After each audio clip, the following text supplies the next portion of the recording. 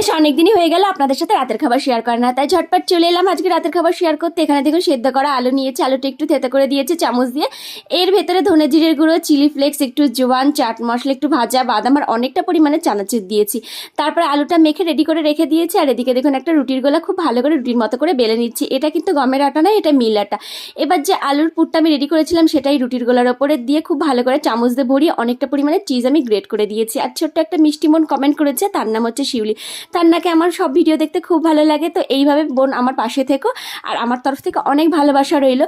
তো এদিকে দেখুন আমি চিজটা ভালো করে গ্রেট করে দিয়ে এটা আমি হাতের সাহায্যে খুব ভালো করে একদম রোল করে নিয়েছি, মাঝখানে একটু ছিদ্র করে দিয়ে। তারপরে এটা আমি বেলিনি হাত দিয়ে আমি চেপে চেপে একটু বড় করে নিয়েছি। এদিকে ফ্রাইং প্যানে তেল দিয়ে এই পরোটাটা খুব ভালো করে এদিক ওদিকে আমি ভেজে নিয়েছি। আর নামানোর পরে একটুখানি কেটে আপনাদের দেখিয়ে দিলাম যে ভেতরটা কত সুন্দর হয়েছে। আর আশা করছি এটা খেতে খুবই ভালো লাগবে। আর ভালো লাগলে আমার চ্যানেলটি সাবস্ক্রাইব করে দেবেন, একটা লাইক করতে একদম